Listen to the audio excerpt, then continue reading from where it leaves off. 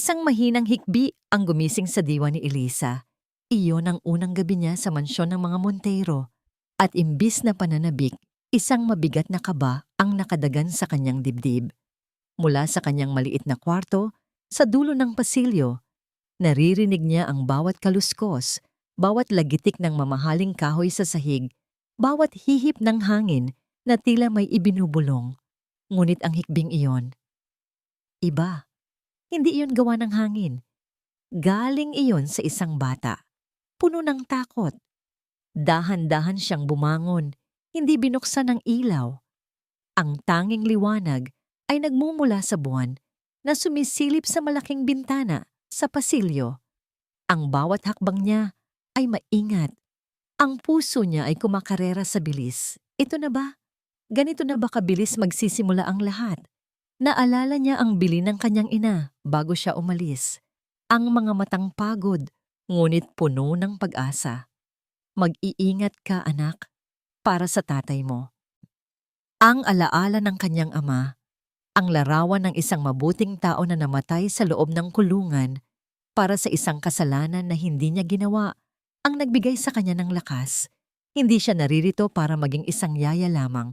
Naririto siya para sa hustisya. Ang mahinang hikbi ay muling narinig, mas malinaw ngayon. Nanggagaling iyon sa kwarto ng kambal, Laura at Leah. Kaninang hapon lang niya sila nakilala. Ang pagpasok pa lang sa malaking gate ng Montero Estate ay parang pagpasok sa ibang mundo. Ang bakal na tarangkahan ay tila mga kamay na humahawak sa kanya ng mahigpit. Ang mansyon, sa ilalim ng araw, ay nakakasilaw sa kaputian at karangyaan. Ngunit para kay Elisa, ang bawat haligi nito ay anino ng isang malagim na nakaraan. Sumalubong sa kanya si Ma'am Vivian Montero, ang pangalawang asawa ng milyonaryong si Ricardo Montero. Perpekto ang ngiti ni Vivian, ngunit hindi ito umabot sa kanyang mga mata. "You must be Elisa. I'm so glad you could start immediately. We're in desperate need of a good nanny." Ang boses nito ay matamis, pero may lamig na bumalot sa buong pagkatao ni Eliza. Pinagmasdan siya ni Vivian mula ulo hanggang paa. Sa suot niyang simpleng bestida at luma, ngunit malinis na sapatos, alam ni Elisa na yun mismo ang hinahanap ng ginang. Isang babaeng mukhang simple, submissive, at hindi magiging banta. "Salamat po, ma'am. Handa na po akong magsimula," sagot niya. Pinanatiling simple at magalang ang kanyang boses. "Good. My husband, Ricardo, is a very busy man. He wants peace and order in this house. At ang kambal, they can be a handful. I expect absolute loyalty and discretion from you, Elisa." Maliwanag ba? Tumango si Elisa. "Opo, ma'am." Nagtagpo lang sila ng sandali ni Sir Ricardo Montero sa may library. Isang matangkad na lalaki na may bakas ng kalungkutan sa mga mata.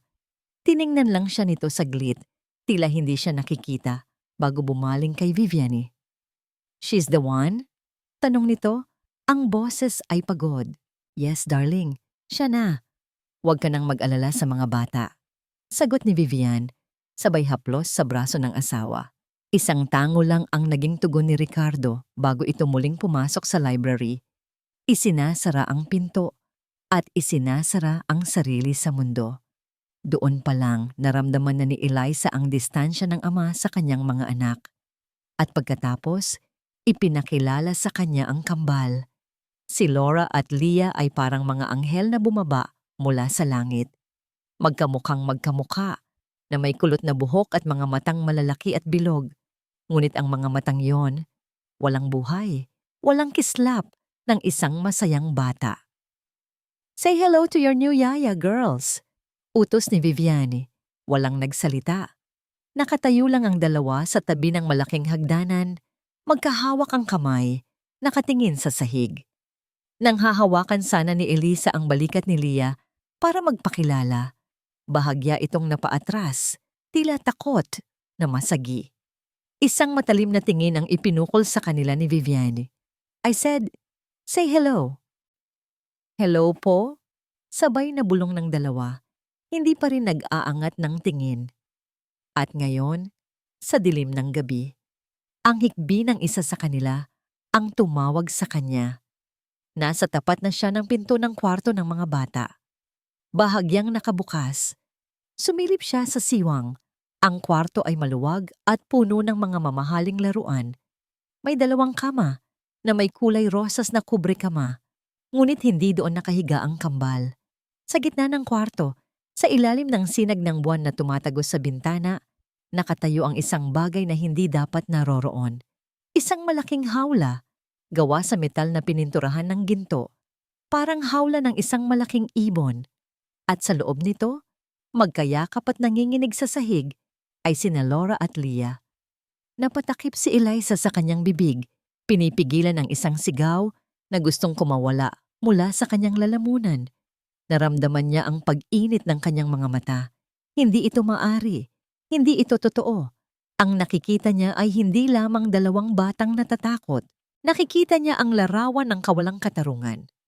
Ang imahe ng kahinaan na inaapi ng kapangyarihan. Ang hikbi ni Leah ay tila isang punyal na tumusok sa kanyang puso.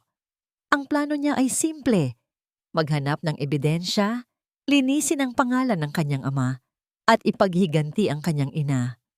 Ngunit sa sandaling iyon, habang nakatitig sa 2 anghel na nakakulong sa isang gintong hawla, alam ni Eliza na nagbago na ang lahat. Hindi na ito para lang sa kanyang pamilya. Ito ay para na rin sa kanila. Hindi nakatulog si Eliza ng gabing iyon. Ang imahe ng kambal sa loob ng gintong hawla ay paulit-ulit na naglalaro sa kanyang isipan. Isang bangungot na totoo. Sa bawat pagpikit niya, nakikita niya ang kanilang mga matang puno ng takot. Kinabukasan, kailangan niyang magpanggap na walang nakita. Iyon ang pinakamahirap na parte. Kailangan niyang ngumiti, maging magalang, at sundin ang bawat utos ni Vivian, habang sa loob-loob niya ay nag-aalab ang galit. Ang agahan ay isang tahimik na seremonya. Ang mahabang mesa na gawa sa nara ay puno ng pagkain, ngunit tila walang may ganang kumain. Si Ricardo ay maagang umalis para sa isang meeting. Tanging si Vivian at ang kambal ang kasama ni Eliza sa malaking dining hall.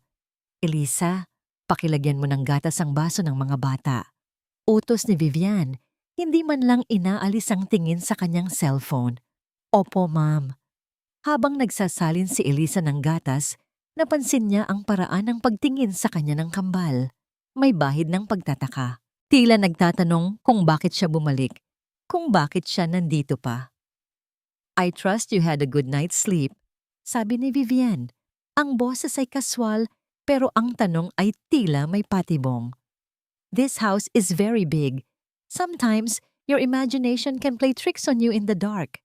Napatigil si Eliza. Ito na ang babala. Nakatulog naman po ako ng mahimbing, ma'am. Sagot niya. Pinanatiling kalmado ang kanyang boses. Salamat po sa pag-aalala. Isang maliit na ngisi ang sumilay sa labi ni Vivian bago ito tumayo. Good. Tandaan mo kung para saan ka naririto, Eliza. Para alagaan ang mga bata. That's it. Huwag mong kalimutan ang iyong lugar.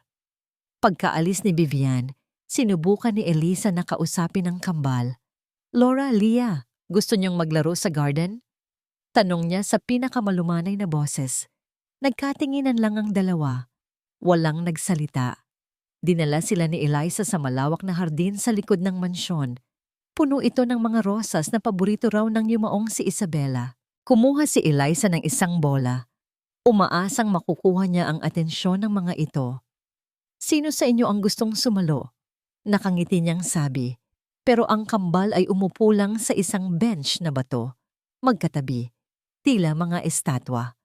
Ang kanilang mga mata ay laging nakatingin pabalik sa malaking bintana ng mansyon na para bang anumang oras ay lalabas mula roon ang isang halimaw. Lumapit si Eliza at umupo sa tabi nila. Dahan-dahan niyang inabot ang kamay ni Leah, ngunit sa sandaling dumampi ang kanyang daliri sa balat ng bata, napapitlag ito at binawi ang kamay. Ang mga mata ay nanlaki sa takot. Isang kirot ang naramdaman ni Eliza. Ang mga batang ito ay basag At ang babaeng bumasag sa kanila ay ang mismong taong dapat nag-aalaga sa kanila.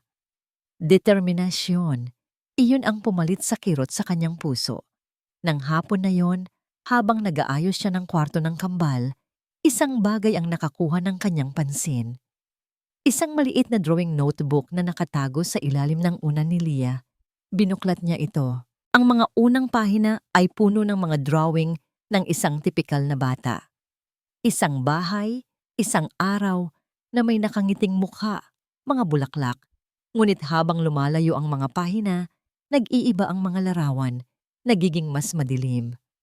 At sa huling pahina, may isang drawing na nagpatigil sa kanyang paghinga. Dalawang maliliit na stick figure na may kulot na buhok, nakakulong sa loob ng isang malaking kahon na may mga rehas. Sa labas ng kahon, may isang mas malaking stick figure ng isang babae. Mahaba ang buhok nito at ang bibig ay isang tuwid na linya. Ang mga kamay nito ay nakataas, parang mga kuko ng isang agila. Ito na, ang unang ebidensya. Ang tahimik na pagsusumbong ng isang batang hindi makapagsalita. Sinubukan niyang kausapin ang isa sa mga matatandang kasambahay, si Manang Fe, na naglilinis sa pasilyo. Manang, ang tahimik po pala talaga ng mga bata, no? Sinubukan niyang magsimula ng usapan. Tumingin si Manang Fe sa kaliwat kanan, tila natatakot na may makarinig. Ganyan lang talaga sila. Mabilis niyang sagot at nagmamadaling naglakad palayo. Lahat ay takot. Ang buong bahay na ito ay nababalot sa takot. Hawak pa rin ang notebook na puno ng galit si Elisa. Kailangan itong makita ni Ricardo. Kailangan niyang malaman kung ano ang nangyayari sa sarili niyang mga anak. Ngunit bago pa man siya makahakbang palabas ng kwarto, isang malamig na boses ang narinig niya mula sa kanyang likuran. Anong hawak mo, Elisa? Napatayo siya ng tuwid. Dahan-dahan siyang lumingon. Si Vivian, nakatayo sa may pinto, ang mga mata ay parang yelo, nakatitig sa notebook na nasa kamay niya. Ma'am, nag-aayos lang po ako ng kwarto at akin na yan. Walang pagpipilian si Elisa kundi iabot ito. Kinuha ito ni Vivian at binuklat sa huling pahina. Tiningnan nito ang drawing ng walang emosyon. Pagkatapos, sa harap mismo ni Elisa dahan-dahan nitong pinunit ang pahina. At isa pa. At isa pa, hanggang sa ang buong notebook ay maging mga piraso na lamang ng papel. Ang mga bata ay may malilikot na imahinasyon. Sabi ni Vivian, ang bawat salita ay mabagal at puno ng pagbabanta. Ibinagsak nito ang mga piraso ng papel sa sahig. Lumapit ito sa kanya at bumulong sa kanyang tainga. Ang hininga nito ay malamig. Kung ipagpapatuloy mo yang pakikialam mo, baka hindi lang ang kambal ang matutong manirahan sa loob ng hawlang yon. Para kay Ricardo Montero, ang library ang kanyang santuaryo. Dito, sa likod ng mabibigat na pinto na gawa sa mahogany, napapaligiran ng amoy ng mga lumang libro at mamahaling leather, pansamantala siyang nakakatakas. Nakakatakas mula sa mga responsibilidad ng isang CEO, sa mga tawag na walang katapusan, at higit sa lahat, sa nakabibinging katahimikan ng sarili niyang pamamahay. Sa ibabaw ng kanyang mesa, sa tabi ng mga tambak na papeles, ay nakatayo ang isang silver picture frame. Ang larawan ni Isabela, ang kanyang yumaong asawa. Napangiti ito ng mapait. Ang nangngiti ni Isabela sa litrato ay parang araw na sumisikat. Kayang liwanagan ang pinakamadilim na sulok ng kanyang kaluluwa. Ganoon siya. Si Isabela ang buhay ng bahay na ito. Ang musika sa bawat pasilyo. Ang halakhak na umalingaw-ngaw sa hardin. Nang mawala si Isabela, nawala ang lahat ng yon. Napapikit si Ricardo, ang mga daliri ay marahang minasahe ang kanyang sentido. Pagod na siya. Pagod sa pagpapanggap na buo pa rin siya. Isang alaala ang biglang pumasok sa kanyang isip. Isang hapon sa hardin, 3 taon na ang nakalipas, hinahabol niya sina Laura at Leah na noon ay tumatakbo at tumatawa ng malakas. Si Isabela ay nakaupo sa damuhan, nakangiti habang pinapanood sila. Dahan-dahan, Ricardo, Baka matumba ka, hindi ang mga bata. Biro nito sa kanya. Ang tawanan nilang apat ay ang pinakamagandang musikang narinig niya sa buong buhay niya. Ngayon, ang tanging naririnig niya ay katahimikan. Pinili niyang ibaon ang sarili sa trabaho. Mas madaling harapin ang mga numero at kontrata kaysa harapin ang dalawang pares ng mga mata na nagpapaalala sa kanya araw-araw kung sino ang nawala sa kanya. Sina Laura at Leah ay mga buhay na kopya ni Isabella. Ang pagtingin sa kanila ay parang pagtingin sa isang multo. Masakit. Napakasakit. At dumating si Vivian. Si Vivian ang nagbalik ng kaayusan sa kanilang magulong mundo. Siya ang nag-ayos ng bahay, nag-asikaso ng mga schedule, at nagbigay ng isang uri ng pekeng normalidad na desperado niyang kailangan. Sa piling ni Vivian, hindi niya kailangang harapin ang kanyang kalungkutan. Pinahintulutan siya nitong magtago sa likod ng kanyang trabaho. At para doon, nagpapasalamat siya.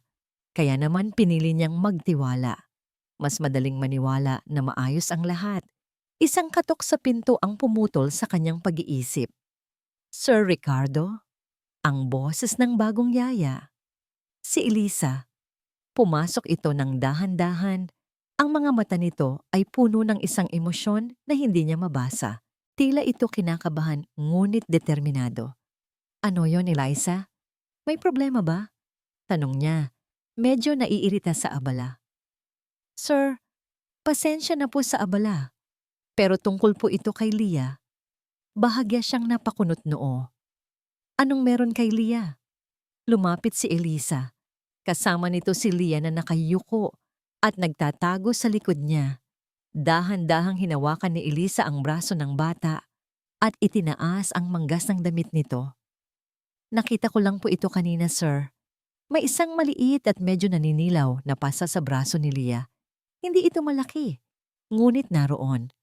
Bago pa man siya makapagsalita, isang boses ang narinig mula sa may pinto. Ricardo?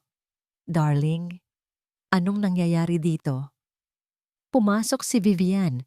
Ang muka ay nagpapakita ng pag-aalala.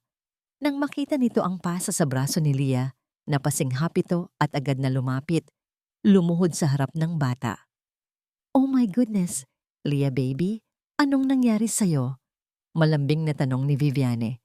Pagkatapos ay tumingin ito kay Eliza. Ang mga mata nito ay biglang nanlaki na para bang may na-realize. Ah, I remember now. Kahapon, naglalaro sila sa may garden at nadapa si Leah. Di ba baby? Hindi sumagot si Leah. Niyakap lang ito ni Vivian. Hey, nako. Itong mga batang ito, napakalikot. Sinabihan ko na si Elisa na bantayan silang mabuti. Siguro dahil bago pa siya, hindi pa niya gaanong nasusubaybayan. Ang mga salita ni Vivian ay banayad, ngunit ang akusasyon ay malinaw. Si Eliza ang nagpabaya.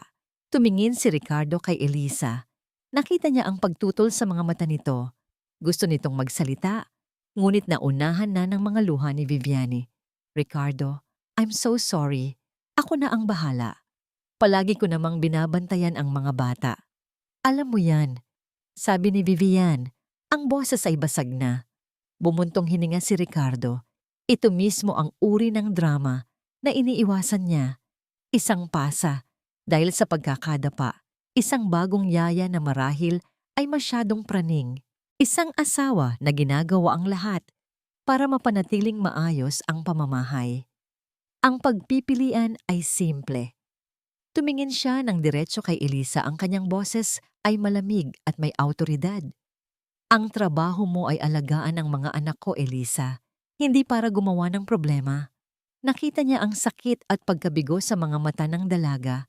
Ngunit hindi niya iyon pinansin. Huwag mo nang uulitin ito. Ito na ang huli. Maliwanag? Hindi nakapagsalita si Elisa. Isang tango lang ang naisagot nito. Kinuha ni Vivian ang kamay ni Ricardo. Halika na, darling.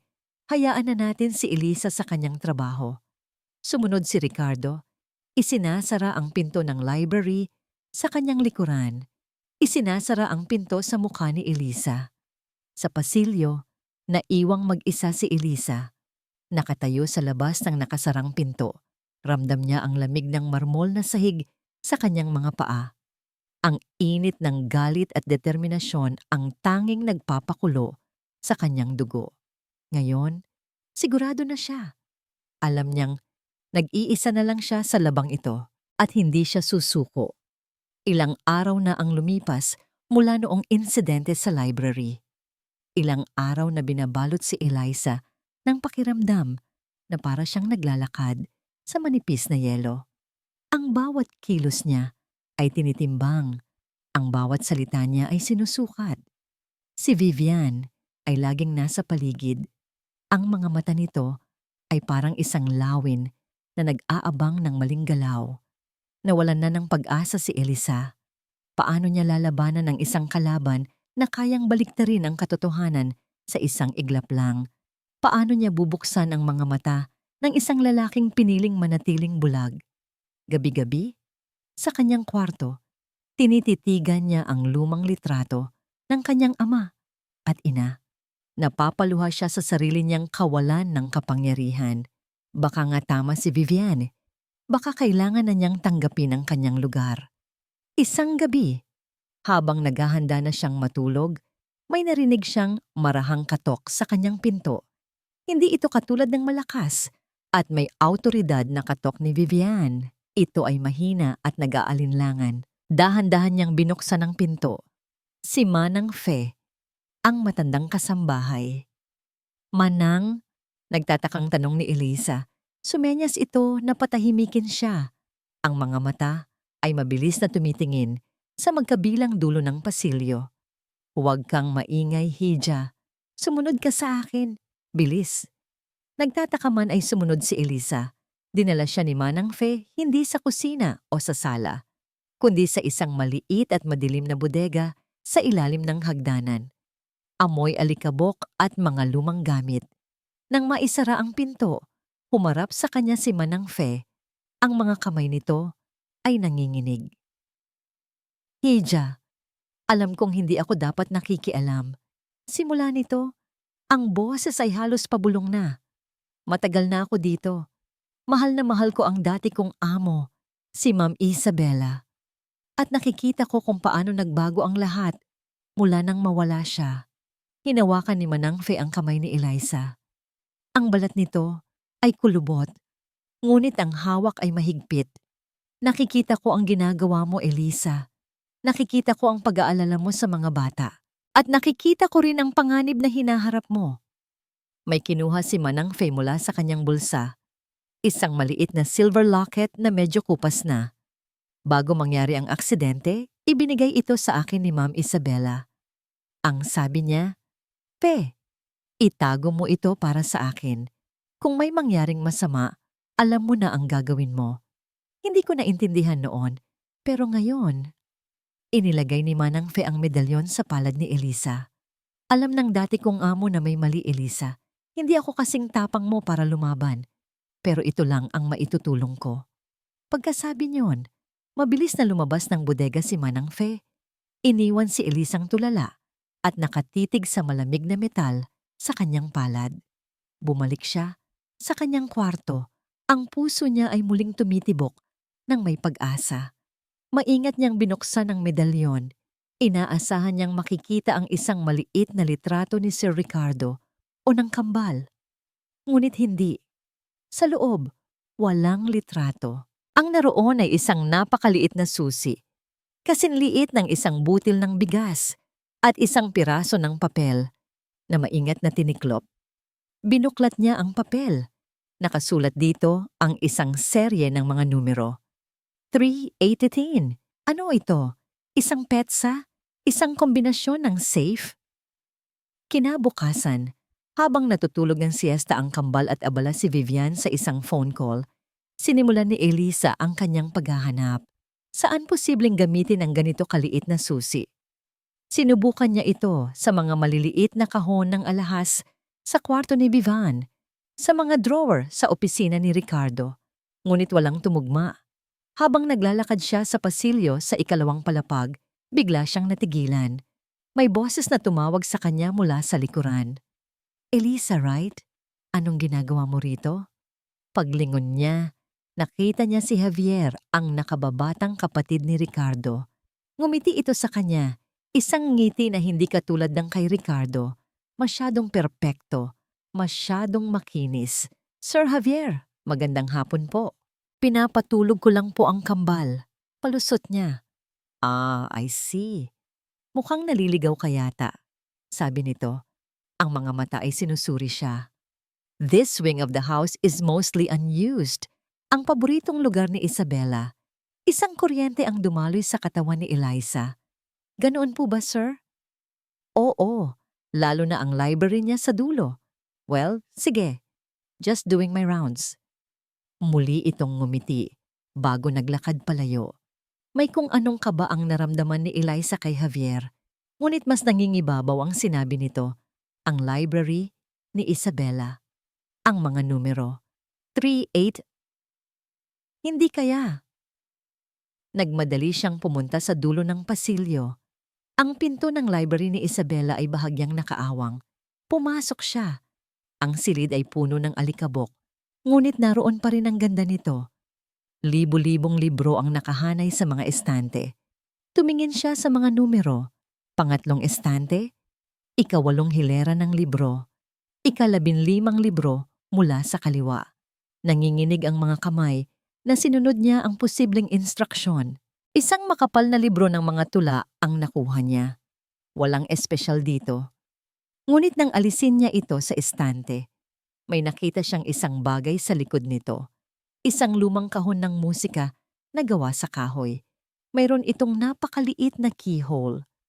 Ang puso ni Eliza ay tila gustong kumawala sa kanyang dibdib. Dahan-dahan niyang kinuha ang maliit na susi mula sa medalyon at ipinasok sa butas. Sakto. Huminga siya ng malalim at pinihit ang susi. Ngunit sa halip na isang malambing na tugtugin, ang tanging narinig niya ay isang marahang click at isang lihim na compartment sa gilid ng kahon ang biglang bumukas ba. Ang paghinga ni Eliza ay tila huminto sa kanyang lalamunan. Sa loob ng lihim na compartment ng kahon ng musika, may 2 bagay. Isang maliit na leather-bound journal at isang itim na USB flash drive. Simple lang ang mga ito tingnan, ngunit ramdam ni Eliza ang bigat ng mga sikretong itinatago ng mga ito. Kinuha niya muna ang journal. Ang mga pahina nito ay medyo naninilaw na at ang sulat kamay sa loob ay elegante at bahagyang nakakiling. Ito ang sulat ni Isabela. Umupo si Eliza sa sahig ng maalikabok na library. Ang likod ay nakasandal sa isang estante at sinimulang magbasa. Ang mga unang entry ay puno ng pagmamahal at saya. Mga kwento tungkol sa kambal, mga pangarap nila ni Ricardo para sa kanilang pamilya. Ngunit habang lumilipas ang mga pahina, isang anino ang unti-unting bumalot sa masasayang salita. Ang anino na yon ay may pangalan, Vivian. September 12. Vivian seems helpful. She's Ricardo's distant cousin, and she needs a place to stay. She's wonderful with the girls, but there's something in her eyes. Something I can't quite trust. October 28. I saw some discrepancies in the household accounts today. Small amounts, but they're adding up. When I asked Vivian about it, she just laughed and said I was being silly. Ricardo told me to rest, that I'm just tired. Am I going crazy? November 15th. She looks at Ricardo in a way I don't like, and she looks at my daughters as if they are obstacles. I tried talking to Ricardo again, but he thinks I'm just being paranoid and jealous. He doesn't see it. He doesn't see the way she watches our every move. Habang nagbabasa si Eliza, naramdaman niya ang isang kakaibang koneksyon kay Isabela.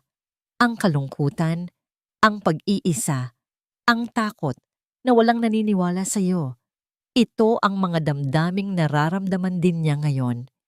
Hindi lang pala siya ang nakikipaglaban. Si Isabela, hanggang sa kanyang huling sandali, ay lumalaban din. Ang huling entry ang nagpatindig ng kanyang mga balahibo.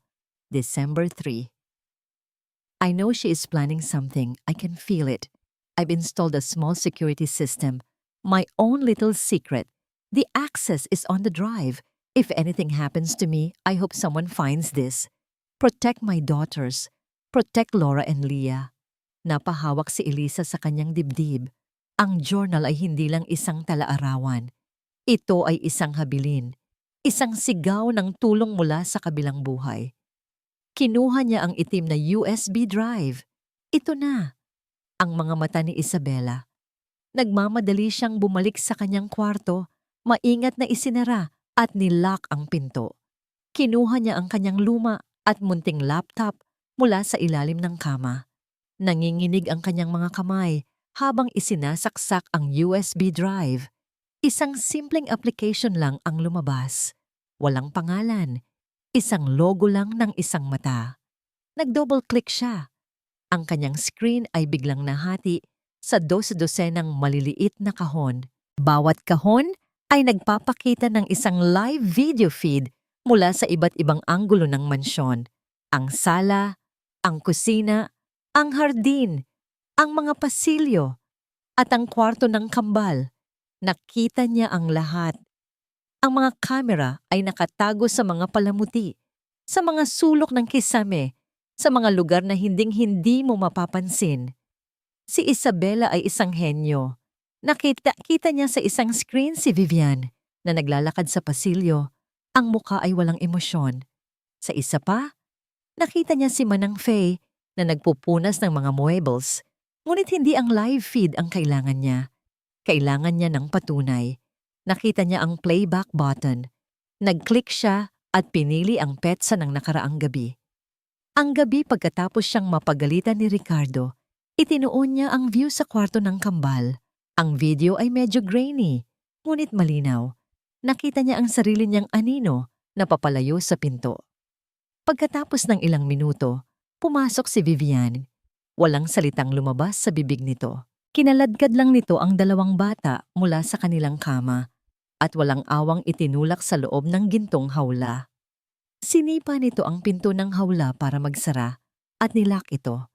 Pagkatapos, tumayo ito roon ng ilang segundo. Pinapanood ang magkapatid na magkayakap at umiiyak ng tahimik sa loob sa isang nanggisi ng purong kasamaan ang gumuhit sa mukha ni Vivian bago ito tumalikod at patayin ang ilaw. Iniiwan ang mga bata sa dilim. Napasinghap si Elisa. Ang mga luha ay muling tumulo sa kanyang mga pisngi. Ngunit hindi na ito mga luha ng kawalan ng pag-asa. Ito ay mga luha ng galit at, sa wakas, ng kapangyarihan. Ito na ang ebidensyang hindi kayang pasinungalingan ni numan. Ang katotohanang nakita ng mga mata ni Isabela. Agad niyang pinindot ang save button, itinatago ang isang kopya ng video file sa isang folder na may pangalang mga resipe ni Lola. Hindi niya ito pwedeng ilagay sa desktop. Kailangan niyang mag-ingat. Hawak na niya ang sandata. Ang kailangan na lang niya ay ang tamang oras para gamitin ito. Ang puso niya ay kumakabog sa pananabik at takot. Ang laban ay nagsisimula pa lang, ngunit sa kauna-unahang pagkakataon, naramdaman niyang may pag-asa siyang manalo. Nakatitig siya sa screen, sa mukha ni Vivian na puno ng kalupitan at bumulong sa hangin. Para sa iyo ito, Isabela. Para sa mga anak mo. Nang biglang, tok, tok, tok, isang malakas na katok sa pinto ang halos magpatalon sa kanya mula sa kanyang kinauupuan. Ang puso niya ay umakyat sa kanyang lalamunan. Si Vivian ba yan? Nalaman ba niya? Elisa, gising ka pa ba? Ang boses ni Ricardo, nagpanik si Elisa. Mabilis niyang sinubukan isara ang application, ngunit sa kanyang pagmamadali, naklik niya ang maling button. Ang video ni Viviane na isinasasara ang hawla ay nagplay muli sa full screen. Tok, tok, tok. Elisa, okay ka lang ba dyan? Walang oras. Mabilis niyang ibinaba ang laptop screen pero hindi ito nagsara ng tuluyan. Sandali lang po, sir. Sigaw niya, ang boses ay nanginginig. Tumakbo siya papunta sa pinto at binuksan ito ng bahagya, sapat lang para makita siya. hinarangan ng kanyang katawan ang view sa loob. Sir Ricardo, magandang gabi po. May kailangan po ba kayo? Ang mukha ni Ricardo ay mukhang pagod at mas malungkot kaysa dati.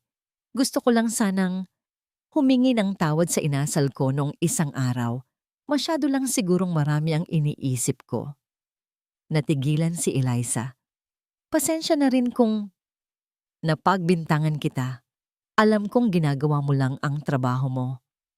Sa likod ni Eliza, ang ilaw mula sa hindi pa saradong laptop ay nag-iilaw sa madilim na kwarto. At mula sa maliit na siwang, tumatagos ang mahinang tunog ng video. Ang lagitik ng metal na kandado ng howl.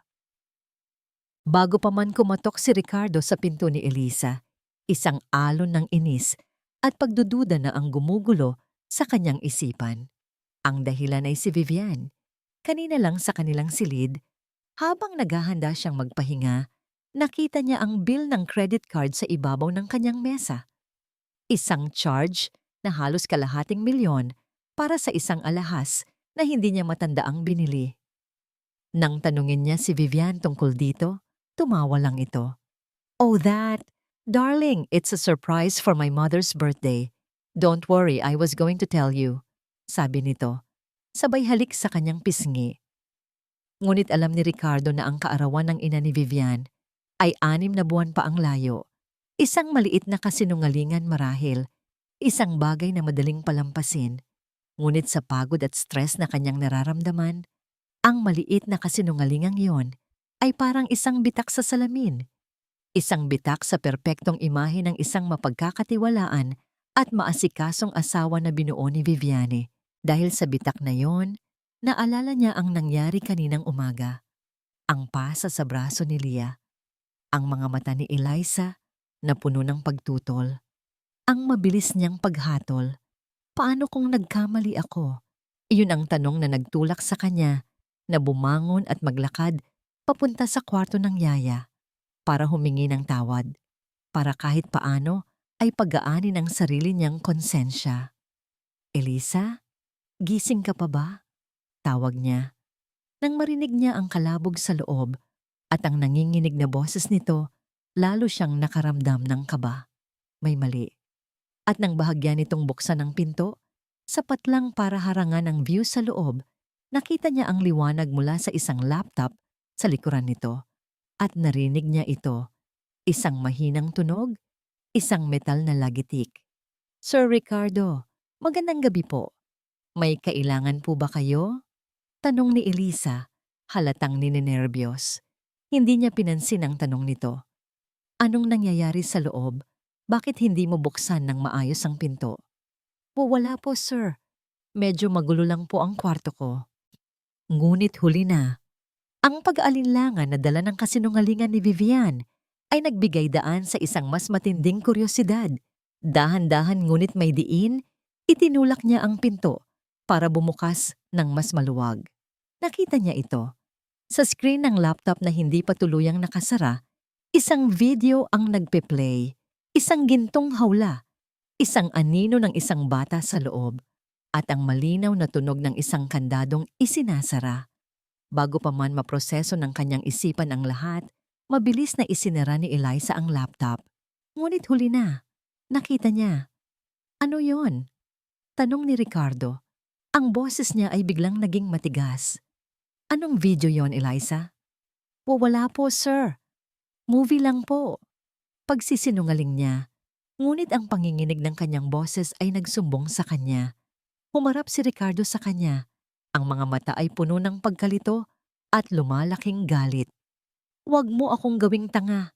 Ipakita mo sa akin." "Sir, parang awa niyo na po. Ipakita mo sa akin."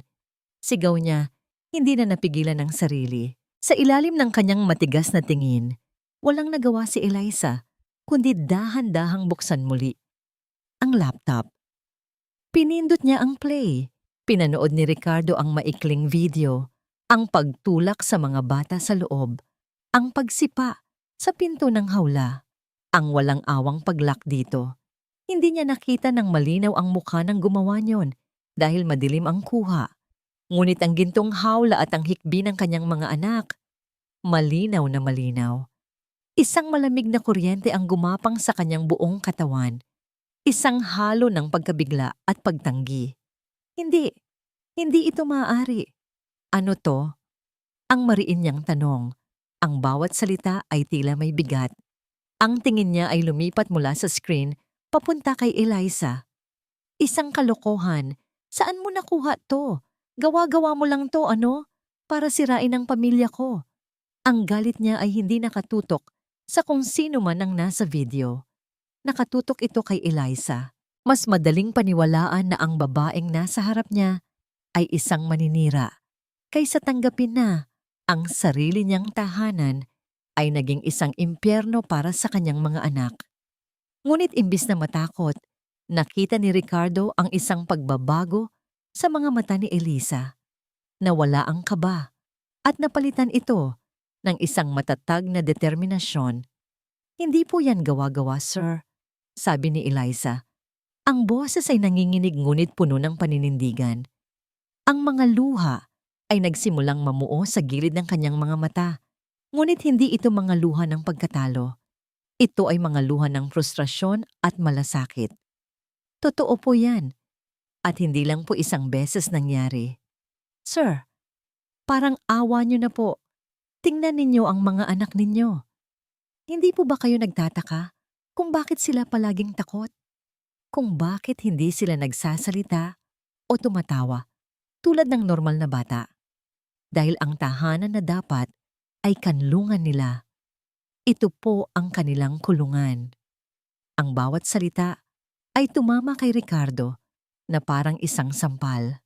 Ang katotohanan sa mga sinabi nito ay masakit.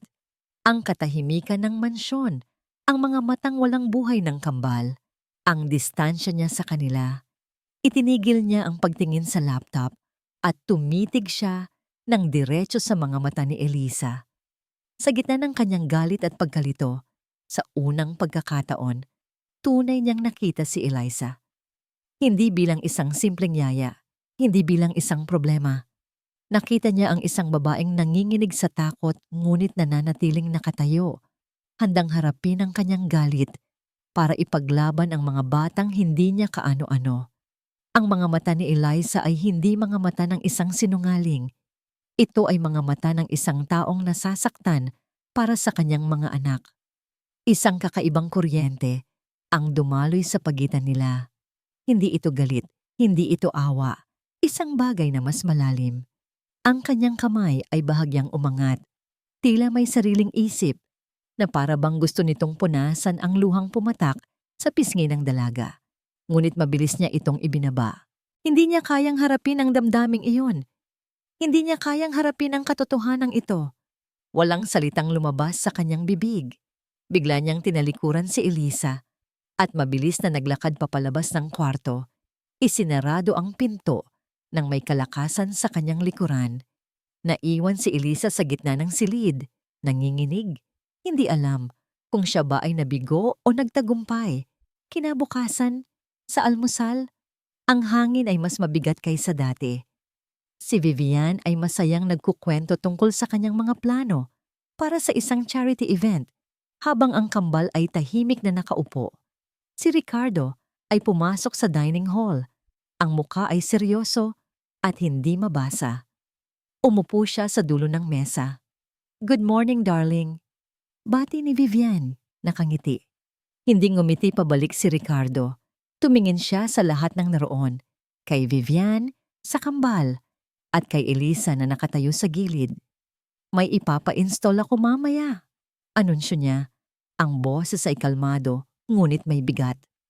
Isang bagong security system para sa buong bahay. Mas high-tech, para sa kaligtasan ng lahat.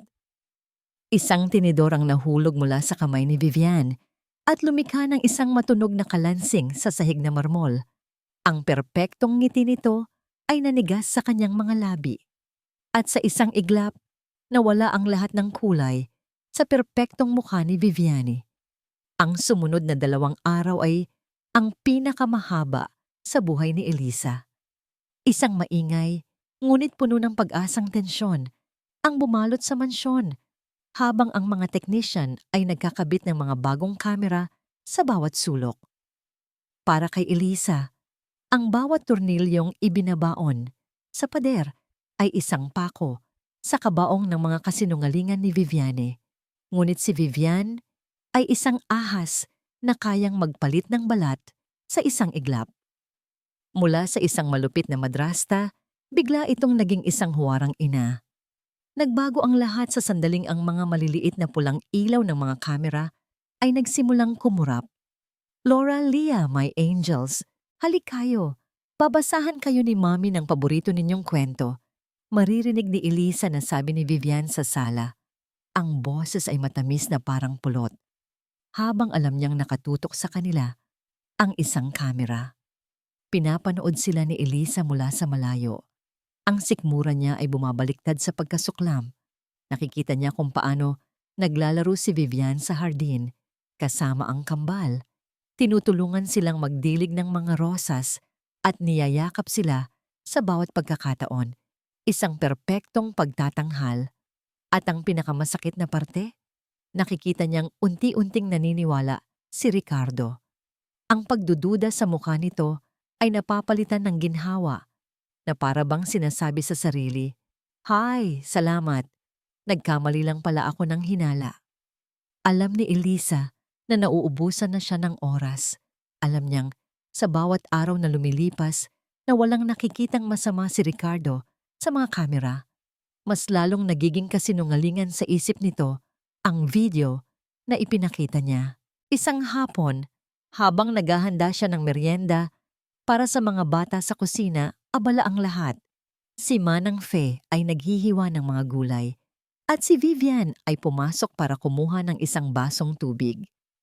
Dumaan ito sa likuran ni Eliza at sinasadyang nabangga siya ng bahagya. "Oh, I'm so sorry, Elisa. Ang clumsy ko naman," sabi ni Vivian. Tumatawa ng bahagya. "Okay lang po, ma'am," sagot ni Eliza. Hindi na ito pinansin at nagpatuloy sa paglalagay ng mga sandwich sa isang tray. Isa lang itong maliit na saglit, isang bagay na hindi niya dapat pag-isipan. Ngunit ang bitag ay naitanim na. Kinagabihan, habang papunta si Eliza sa silid ng mga bata para ihatid ang gatas, biglang lumabas si Javier mula sa isang silid. "Eliza, tamang-tama, baka matulungan mo ako saglit dito sa..." Oops!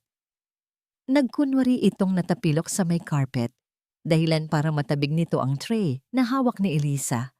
Ang mga baso ay hindi nabasag, ngunit tumapon ang gatas sa sahig. "Nako, pasensya na talaga," sabi ni Javier. Ang muka ay puno ng pag-aalala. Agad itong yumuko para tulungan siyang damputin ang mga baso. "Ako na, kasalanan ko." Habang magkalapit sila sa sahig, aksidenteng sumagi ang kamay ni Javier sa bulsa ng apron ni Elisa. Bigla itong natigilan. "Teka," sabi nito, kumunot ang noo. "May matigas na bagay sa bulsa mo." Bago pa man makasagot si Elisa, maingat ngunit mabilis na dinukot ni Javier ang laman ng kanyang bulsa, isang maliit na bote ng gamot. "Elisa, ano ito?" tanong ni Javier. Ang boses ay biglang naging seryoso. Itinaas niya ang bote. Nakasulat dito ang pangalan ng gamot, isang malakas na uri ng antidepressant, at sa ilalim ang pangalan ng pasyente, Vivian Monteiro. Nanlamig ang buong katawan ni Elisa. Tila may isang kamay na humigpit sa kanyang lalamunan. "Hindi ko alam. Hindi po yan sa akin." Ang mga mata ni Javier ay nanlaki sa kunwaring pagkabigla at takot. Ito yung gamot na nireseta kay Viviane para sa stress. "Paanong napunta yan sa'yo?" "Hindi ko po talaga alam," giit ni Eliza. Ang kanyang isip ay naguguluhan. Sinusubukang alalahanin kung paano at kailan. Ang pagbangga sa kusina. Ngunit huli na ang lahat. Ricardo, halika rito. Bilis!" Sigaw ni Javier, ang boses ay puno ng panik. Mabilis na lumabas si Ricardo mula sa library, ang muka ay nag-aalala. "Anong nangyayari, Javier?" Hindi nagsalita si Javier. Itinaas lang nito ang bote ng gamot. Kinuha ito ni Ricardo. Binasa ang etiketa. Ang mukha niya ay dumaan sa iba't ibang emosyon, pagkalito, pagdududa, at isang dahan-dahang lumalaking takot. Tumingin siya kay Elisa. Ang mga mata niya ay humihingi ng isang paliwanag na hindi kayang ibigay ng dalaga. Sakto sa eksena, lumabas si Vivian mula sa kanyang silid, nakasuot ng isang sutlang roba. Darling, anong sigawan yan? Anong... Natigil siya nang makita ang bote ng gamot sa kamay ni Ricardo.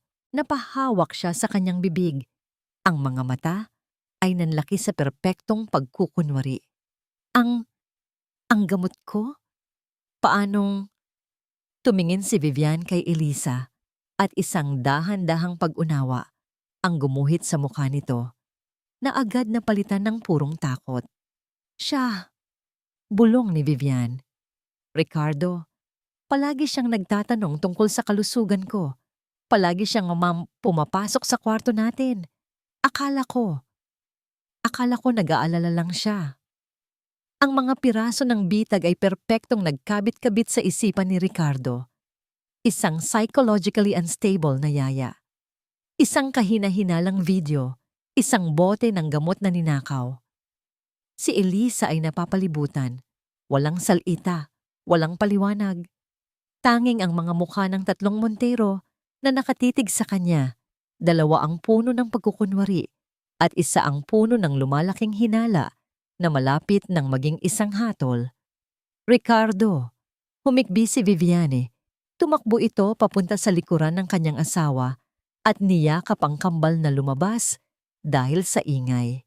Sinusubukan niyang palabasin na ako ang masama. Baka nilalagyan niya ng kung ano ang pagkain ng mga bata para palabasin na nagkakasakit sila dahil sa akin. Iyon ang huling pako. Ang ideya na maaring nasa panganib ang kanyang mga anak. Tumingin si Ricardo kay Elisa. Ang mukha ay isang maskara ng malamig na galit. Ang konting tiwala na nagsimulang mamuo sa pagitan nila ay biglang naglaho, napalitan ng isang mapait na pagtataksil. Ano ka ba talaga? Tanong ni Ricardo. Ang boses ay mababa at puno ng panganib. Sino ka? At anong gusto mo sa pamilya ko? Sumugod si Vivian. Ang mga luha ay umaagos na sa kanyang pisngi at humarang sa pagitan ni Ricardo at Elisa. Ricardo, nakikiusap ako sa'yo. Sigaw nito, ang boses ay puno ng histerya. Ang isipan ni Ricardo ay isang magulong bagyo. Sa isang kamay, hawak niya ang isang bote ng gamot, isang pisikal, hindi maikakailang ebidensya. Sa kabilang banda, ang mga salita ni Eliza ay umuulit sa kanyang isipan, kasama ang nakakabagabag na imahe mula sa video. Ang kanyang puso at isip ay naglalaban, at sa gitna ng labanang iyon ay ang kanyang pinakamalaking kahinaan, ang takot para sa kanyang mga anak. At sa huli, ang takot ang nanalo. Ang takot na maingat na itinanim at diniligan ni Vivian at Javier ay lumago hanggang sa sakupin nito ang lahat ng natitirang espasyo para sa pagdududa. Tapos na ang usapan, deklara ni Ricardo. Ang boses niya ay walang emosyon, isang pader na hindi na kayang tibagin ng anumang pakiusap. Tumingin siya sa security guard na nakaposte malapit sa hagdanan. Escort her out. Now. Sir, parang awa niyo na po, maniwala kayo sa akin. Nagmamakaawang sigaw ni Elisa. Ang mga mata niya ay desperadong nakatitig kay Ricardo. Hindi po ako ang kalaban. Ang mga bata. Iiwan niyo po sila sa kanya? Hindi siya pinakinggan ni Ricardo. Tinalikuran niya ito. Iyon ang pinakamasakit na parusa. Ang hindi man lang siya bigyan ng pagkakataong makita ang kanyang mga mata. Dalawang security guard ang lumapit at marahang hinawakan ang braso ni Elisa. Ma'am, sumama na po kayo ng maayos, sabi ng isa. Hindi. Pumigla si Elisa. Ang kanyang tingin ngayon ay napunta kina Laura at Leah na nakatayo sa likod ni Vivian, nanginginig sa takot. Ang mga mata ng kambal na sa mga nakaraang araw ay nagsimula nang magkaroon ng kaunting kislap ay muling naging blangko at walang buhay, para silang mga manikang nabasag muli. Ang tanawing iyon ang nagbigay kay Eliza ng huling lakas. "Laura! Leah!" Sigaw niya habang hinihila siya ng mga guwardiya palayo. "Magpakatatag kayo!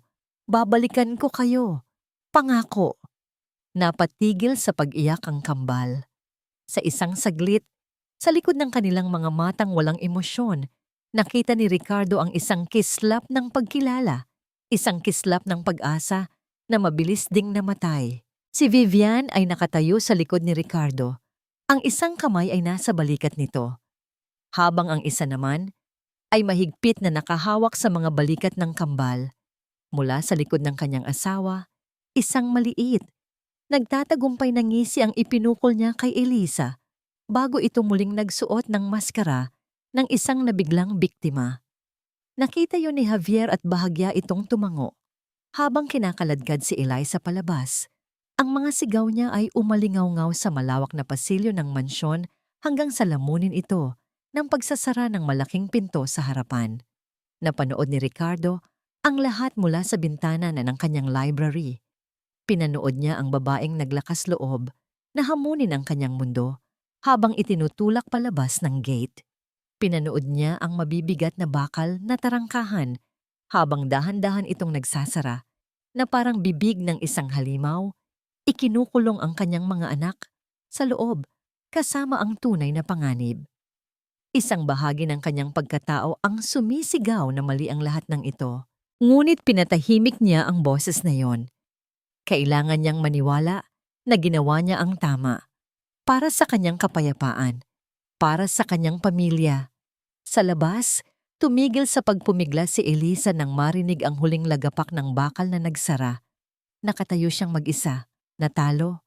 Ang langit, na kanina lang ay maaliwalas, ay biglang nagdilim. Isang malamig na hangin ang umihip at pagkatapos ay nagsimulang pumatak ang ulan. Una, mahina, pagkatapos ay lumakas, na parang nakikidalamhati sa kanyang pagkatalo. Ang lakas ay tuluyang nawala sa kanyang mga tuhod. Napaluhod si Eliza sa basang semento sa labas ng mansyon, ang damit niya ay nababasa ng ulan. Ang kanyang buhok ay dumidikit sa kanyang mukha. Wala na. Tapos na. Nabigo siya. Nabigo niya ang kanyang mga magulang. Nabigo niya si Isabela. At higit sa lahat, nabigo niya sina Laura at Leah.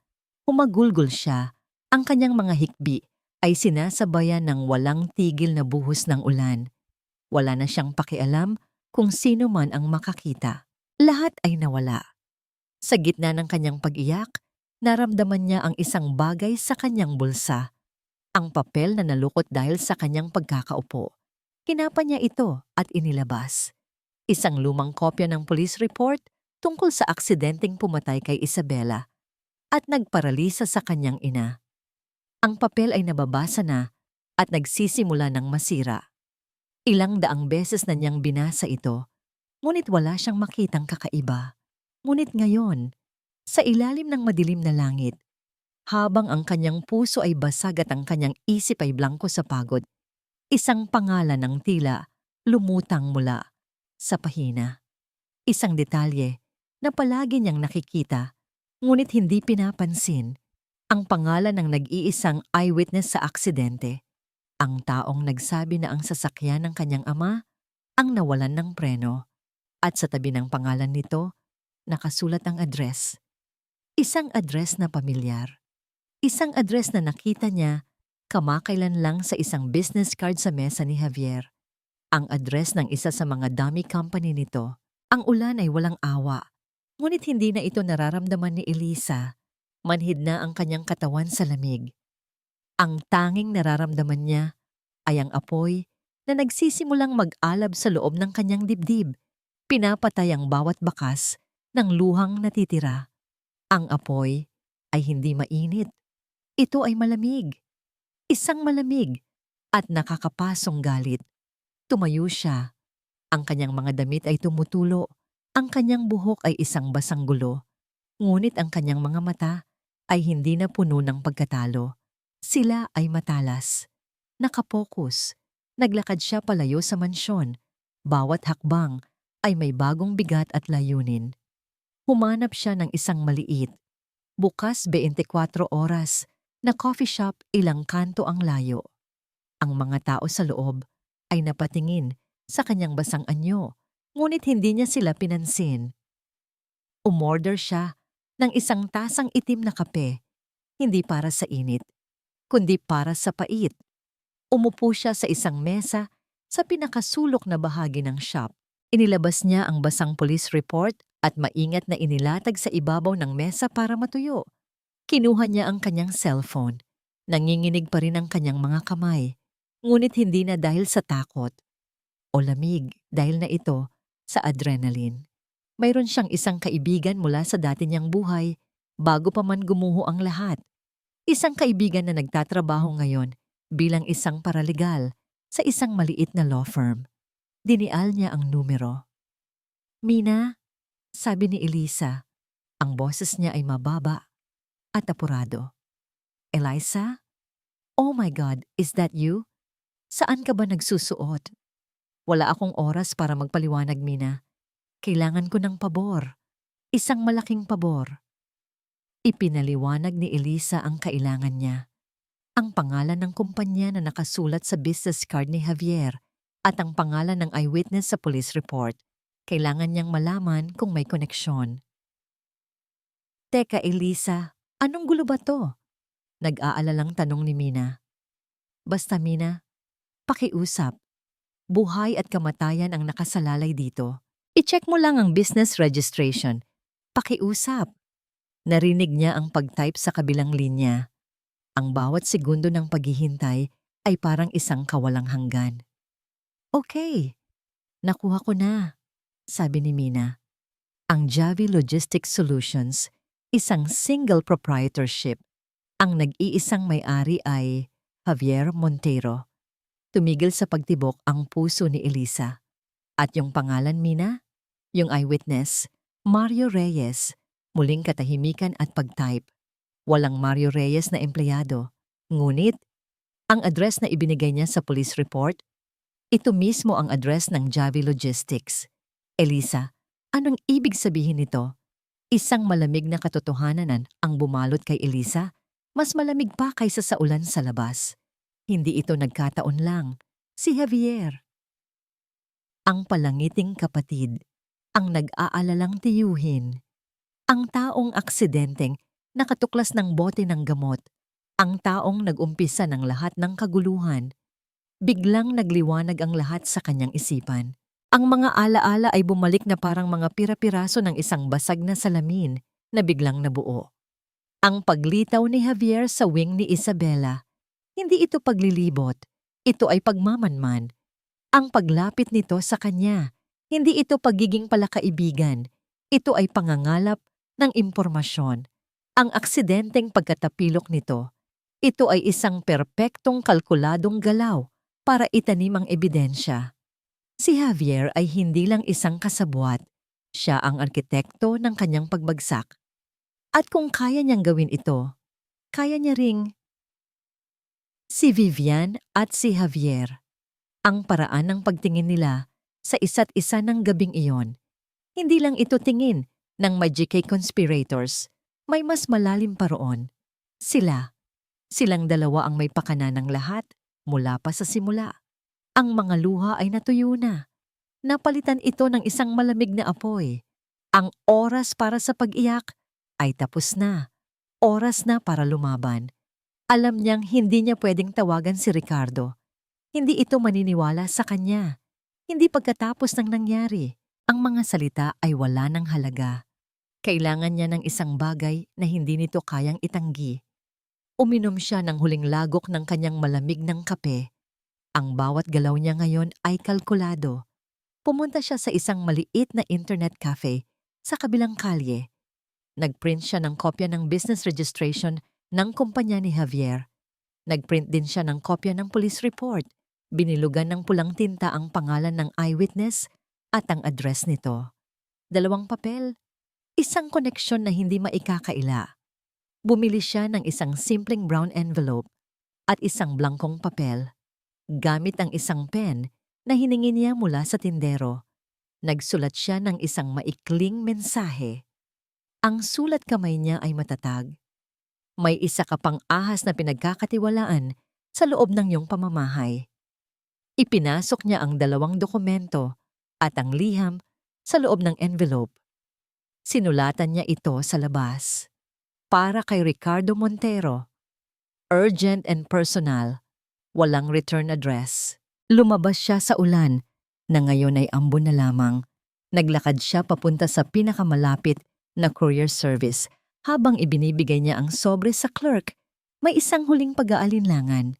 Paano kung itapon lang ito ni Ricardo? Paano kung hindi ito maniwala? Ngunit wala na siyang ibang pagpipilian. Ito na ang kanyang huling baraha. Ang kanyang huling pag-asa. Ipapadala sa Montero Corp, head office sa Makati. Sabi niya sa clerk, ang boses ay kalmado at puno ng isang nakakakilabot na katiyakan. Kailangan makarating bukas ng umaga, kahit magkano. Ang katahimikan sa opisina ni Ricardo ay nabasag ng pagdating ng isang sobre. Isang simpleng brown envelope, walang marka, kundi ang kanyang pangalan at ang mga salitang urgent and personal.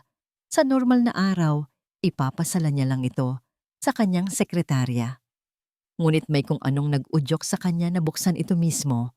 Ang kanyang mga daliri ay bahagyang nanginginig habang pinupunit niya ang selyo. Ang unang papel na kanyang nakita ay ang police report. Pamilyar. Ngunit ang pulang bilog sa pangalan ng eyewitness at sa address nito ay nakakuha ng kanyang atensyon. Ang pangalawang papel ay ang business registration. Javi Logistics Solutions. May-ari, Javier Montero. Ang address, kaparehong-kapareho ng nasa police report. At ang huling piraso, ang maikling sulat. May isa ka pang ahas na pinagkakatiwalaan sa loob ng iyong pamamahay. Ang mga papel ay tila nawalan ng bigat at nahulog mula sa kanyang mga kamay. Lumapag ng walang tunog sa mamahaling carpet. Ngunit ang mga salitang nakasulat doon ay parang mga blok ng semento na bumagsak sa kanyang sikmura. Javier, ang kanyang nakababatang kapatid, ang laging nasa tabi niya, ang pinagkakatiwalaan niya sa lahat. Hindi, imposible. Ngunit ang ebidensya ay nasa harap niya, itim sa puti. Malinaw na parang sikat ng araw. Ang koneksyon na hindi niya kailanman naisip na posible. Isang alon ng matinding pagtataksil ang rumagasa sa kanya.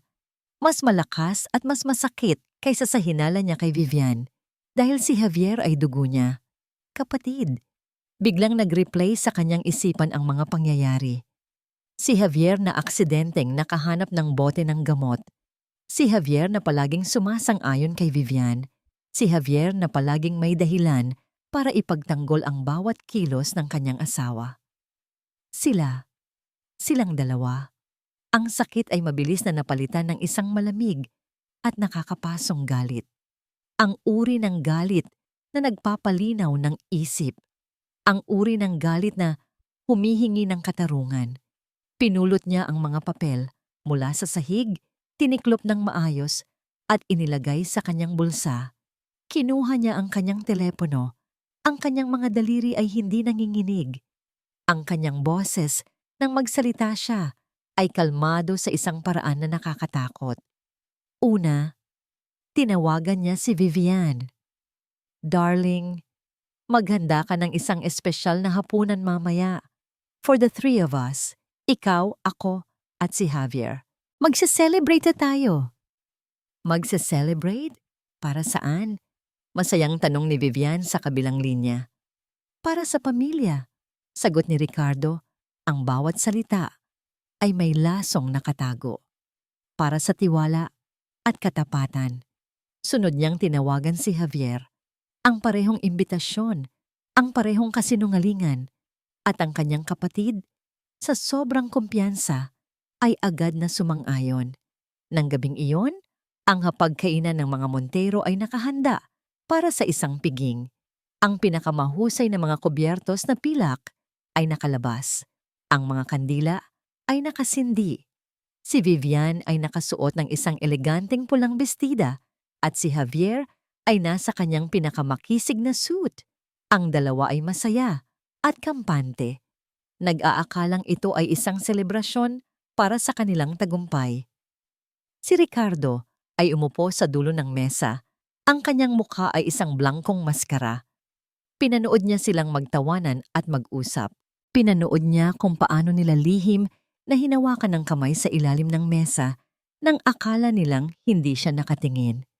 Bawat kilos, bawat ngiti ay isang karayom na tumutusok sa kanyang puso. Nagsalin siya ng alak sa 3 baso. Itinaas niya ang sa kanya. Isang tagay, sabi niya. Ang kanyang boses ay umaling-awngaw sa tahimik na silid. Para sa pamilya, para sa mga taong akala natin ay mapagkakatiwalaan natin habang buhay. Ngumiti si Vivian at Javier at itinaas din ang kanilang mga baso. Para sa pamilya, sabay nilang sabi. Ininom ni Ricardo ang kanyang alak sa isang lagok. Pagkatapos, marahan niyang ibinaba ang baso. Ang katahimikan ay naging mabigat. Mula sa kanyang bulsa, inilabas niya ang 2 piraso ng papel at ipinatong sa ibabaw ng mesa. Dahan-dahan niya itong itinulak sa gitna, sa pagitan ni Javier at Vivian. Javier, sabi ni Ricardo, ang boses ay mababa at puno ng kontroladong galit. Baka gusto mong ipaliwanag kung bakit ang pangalan ng nag-iisang eyewitness sa pagkamatay ni Isabela ay may parehong address ng kumpanya mo?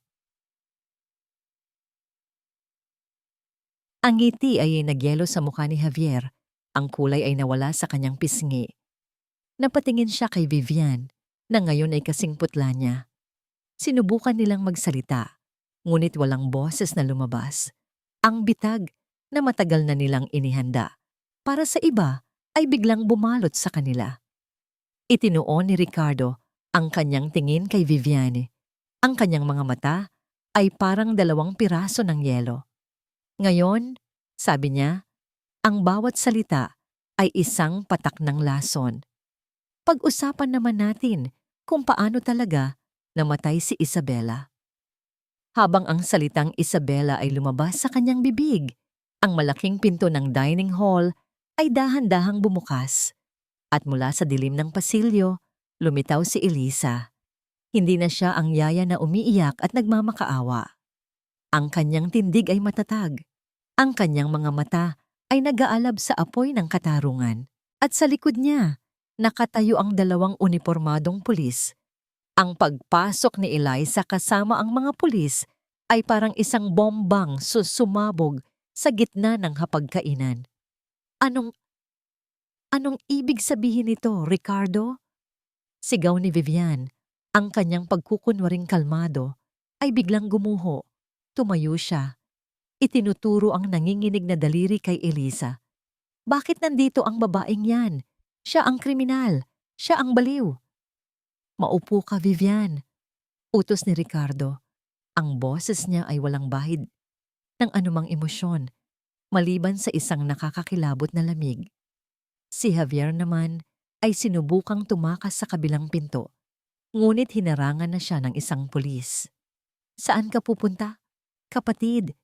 Tanong ni Ricardo. Hindi pa tayo tapos mag-usap. Ang silid ay biglang naging isang korte. Si Ricardo ang hukom, si Elisa ang saksi, at ang 2 akusado ay nasa gitna. Wala nang matakbuhan. Javier! Muling nagsalita si Ricardo. Ang eyewitness, bakit mo siya binayaran para magsinungaling? Hindi ko alam ang sinasabi mo. Depensa ni Javier, ngunit ang pawis ay nagsisimula ng mamuo sa kanyang noo. Nagkataon lang yan. Isa lang yung maliit na kumpanya. Isang kumpanyang ginamit mo para itago ang pera na unti-unti ninyong ninanakaw mula sa Montero Corp. Sabat ni Elisa. Sa unang pagkakataon, nagsalita siya. Ang kanyang boses ay matatag at malinaw. Nagulat ang lahat, lalo na si Ricardo. Paano mo nalaman yan? Tanong ni Ricardo, lumingon sa kanya. Sinabi sa akin ni Isabela, sagot ni Elisa. Ang kanyang mga mata ay hindi inaalis kina Vivian at Javier. Kinuha niya ang maliit na USB drive mula sa kanyang bulsa. Bago siya mamatay, nag-iwan siya ng isang huling mensahe. Pumunta si Eliza sa isang maliit na sound system sa gilid ng silid at isinaksak ang isang adaptor. Sa ilang sandali ng katahimikan, isang boses mula sa nakaraan ang pumuno sa hangin. Ang boses ni Isabela. Ito ay isang recording mula sa isang maliit na hidden microphone. Isabela, Vivian, nakita ko ang mga bank statement. Saan napupunta ang pera? Vivian, tumatawa. Isabela, you worry too much. Baka kailangan mo nang magbakasyon. Isabela, at nakita ko rin kayo ni Javier. Ang paraan ng pagtingin ninyo sa isa't isa. Huwag mo akong ituring na tanga. Vivian, biglang nagbago ang tono, naging malamig at mapanganib. Kung ako sa'yo, Isabela, iingatan mo ang bawat kilos mo. Minsan, ang mga aksidente, hindi talaga sila aksidente. Ang huling mga salita ay parang isang kidlat na tumama sa gitna ng silid. Doon na tuluyang sumabog si Vivian. Nawala ang lahat ng pagkukunwari. Ang natira na lang ay ang purong, walang halong kasamaan. Oo, ako nga. Ako ang nagplano ng lahat. Sigaw niya, ang kanyang magandang mukha ay nabaluktot sa galit. Tumingin siya kay Ricardo, ang mga mata ay nag-aapoy. Dahil pagod na akong maging anino lang niya, palaging si Isabela, ang perpektong Isabela. Kahit patay na siya, multo pa rin niya ang kasama mo. Itinuro niya ang kambal na ngayon ay tahimik na umiiyak sa isang sulok. Inaalalayan ni Manang Fei na kararating lang. At yang dalawang yan, mga buhay na kopya niya. Sa bawat pagtingin ko sa kanila, nakikita ko siya. Kaya oo, ikinulong ko sila. Sana nga mas malala pa roon ang ginawa ko. Hindi na nakatiis si Ricardo. Sa isang mabilis na kilos, lumapit siya at sinampal si Vivian. Hindi isang malakas na sampal, ngunit sapat na para mag-iwan ng pulang marka. Ang tunog ay umaling-aungaw sa buong silid, kasabay ng pagsinghap ng lahat. At ikaw, Javier? Baling ni Ricardo sa kanyang kapatid, ang kanyang boses ay basag na sa sakit ng pagtataksil. Bakit?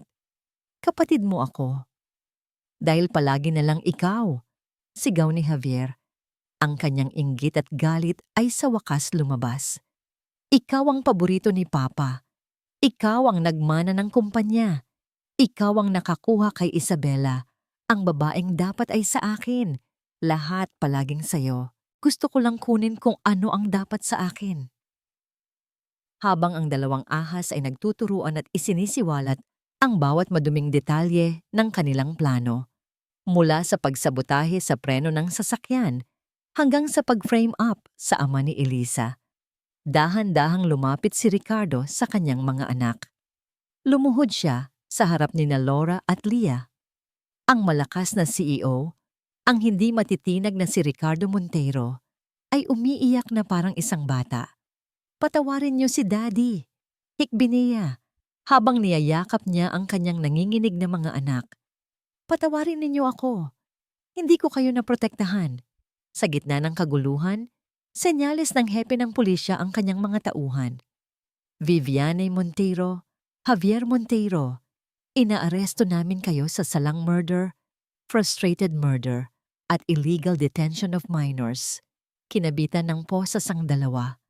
Habang dinadaan sila palabas, napadaan sila kay Eliza. Tinitigan ni Vivian si Eliza ng isang tingin na puno ng purong pagkamuhi. Hindi pa tayo tapos, bulong nito. Ngunit hindi natinag si Eliza. Tinitigan niya ito pabalik. Ang kanyang mga mata ay hindi nagpapakita ng galit o tagumpay. Ang tanging naroon ay isang malungkot na awa. Nang mawala na ang mga pulis at ang dalawang nagkasala, isang nakabibinging katahimikan ang bumalot sa mansyon.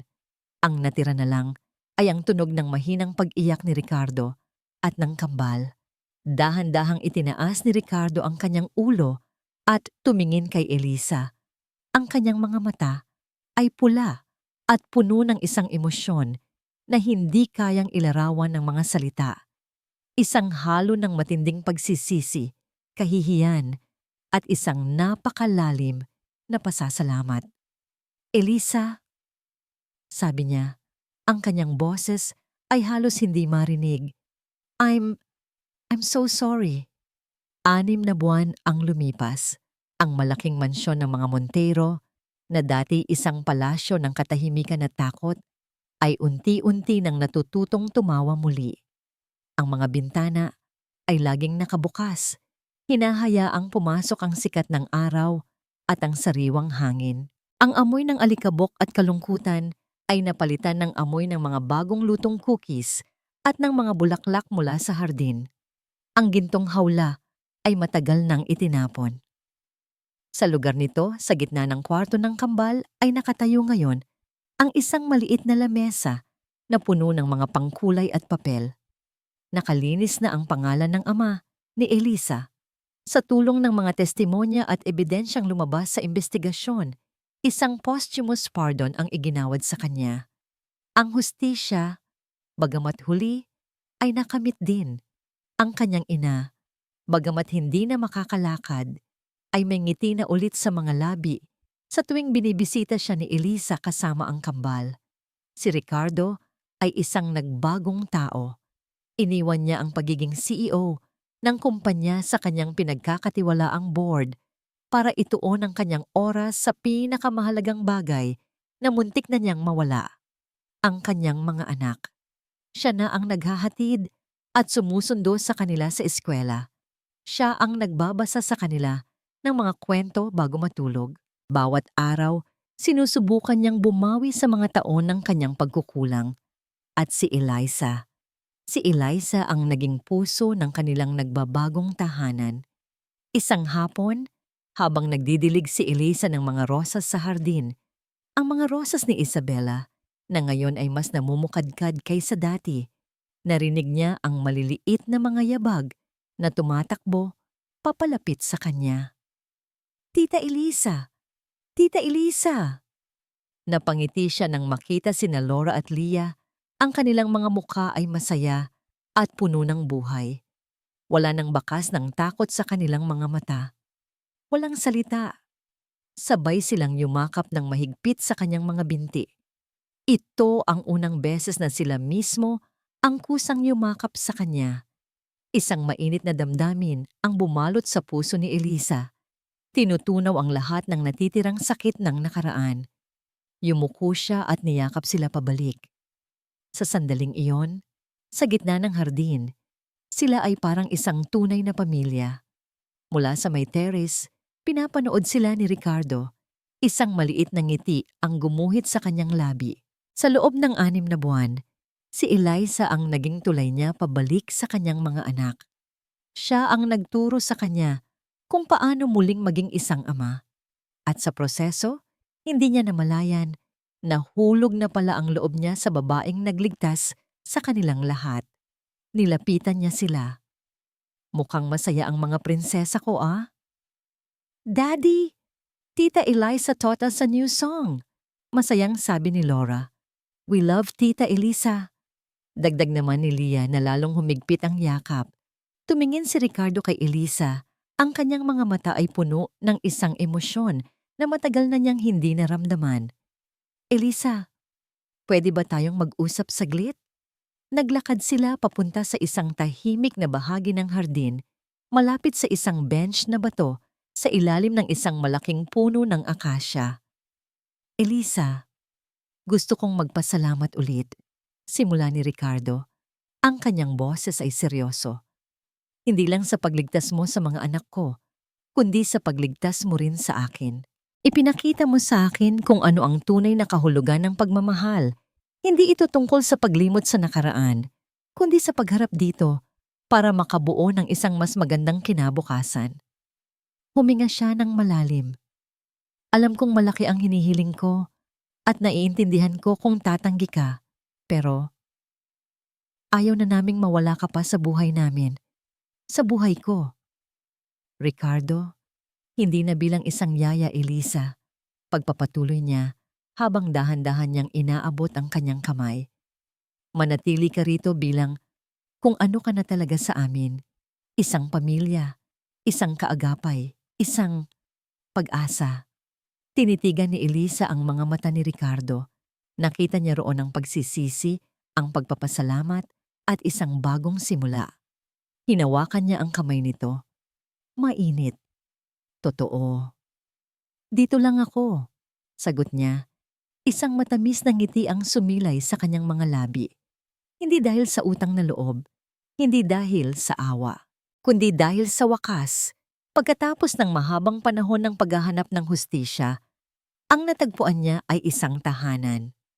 Mula sa malayo, ang tawa ni na Laura at Leah ay umalingaw-ngaw sa hardin. Sa ilalim ng papalubog na araw, sa gitna ng mga rosas na sumisimbolo sa isang pag-ibig na nagwakas, isang bagong pag-ibig ang tahimik na namumukadkad, itinayo mula sa mga abo ng kasinungalingan at sakit. 4 na pusong nasira, ngayon ay dahan-dahang naghihilom, magkakasama. Sila ay isang hindi perpektong pamilya, ngunit sila ay totoo. At para sa kanila, iyon ay sapat na. Pa,